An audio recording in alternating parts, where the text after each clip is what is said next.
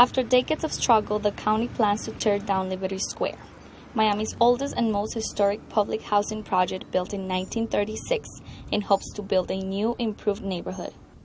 Plans are underway to renovate the community in the core of Liberty City, which after years of neglect and history of segregation is confronting many challenges including drugs, gangs, and poverty.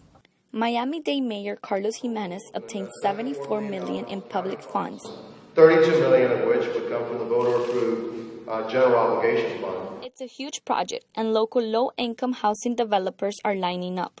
We at Carrefour have always known that the redevelopment or any kind of revitalization that's going to take place in Liberty City needed to start in Liberty Square. The city started with Liberty Square back in 1937. And so if we are going to change the city, we need to go back to base one, and base one is really Liberty Square. We're standing right here in Lincoln Gardens, where phase one of the project will take place.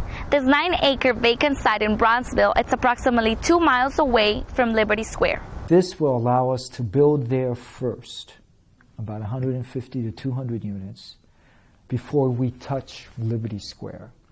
So to all of those people, all of those critics who are saying, oh, what are you going to do about displacing people? You know, you're going to demolish Liberty Square, and where are all those people going to move? Well, we're not going to have that problem, because we're going to start on a place that is vacant, where nobody lives, so no one gets displaced.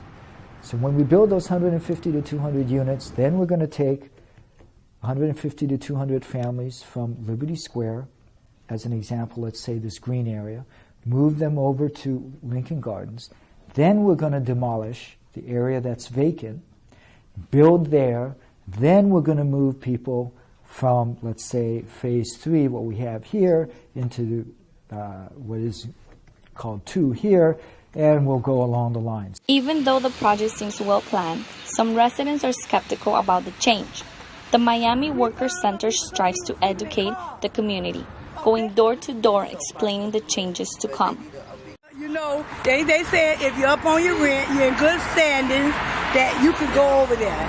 And to come back, you got to be in better standing to come back once they rebuild. But do you think you're going to be able to come back to a better place? No. Why not? First of all, ain't no love in the community no more. Ain't no love. You got to start with love first. You got to start it. You can't start with love and respecting one another, then it ain't going to work. You can put new houses up all you want. It's the people that you got to put in them. According to Leo, the project will open up job opportunities for the residents of Liberty Square, including job training, and positive impact for the community can go well beyond jobs.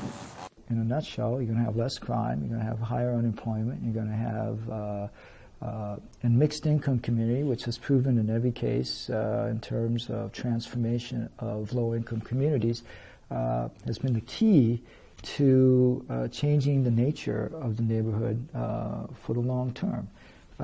You show by example to the residents of public housing that public housing is not the end. Despite the county promises, residents have reasons to be skeptical. In the year 2000, during the James E. Scott housing complex scandal, millions of dollars were stolen and hundreds were left in the limbo for more than a decade. Miami-Dade County didn't know where the people was. People was staying in their car, people was homeless. And they didn't even know where the people were. They didn't keep up with the people. The Liberty Square Rising project holds similar promises for a mixed-income community. But to keep history from repeating, leaders from Liberty Square push for community engagement and are optimistic for successful results. I just know that it will not happen unless myself and the folks in this neighborhood holds whoever the developer is or who holds the powers that be accountable. If we just sit back and allow it to happen, it will happen. Now, if we don't hold folks accountable, or if we're not aware of what is happening and what's happening in our surrounding, then 90% of people who live here, who contribute towards Liberty City, will not be here. Because a lot of people believe that them people going to just sit there and get a place for them. And I'm trying to let them know that's not going to happen. They told me the same thing. But don't sit down and try to wait. Help yourself before it gets to that point. The county aims to complete the redevelopment in 2020. But that won't be the end of the story.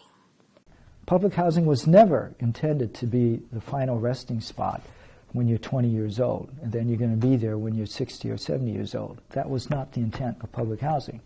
Public housing was intended to be transitional housing, to help people during a period of time when they've had a tough time, needed some assistance, and then once they get back on their feet, get an education, get a job, etc., then they move on.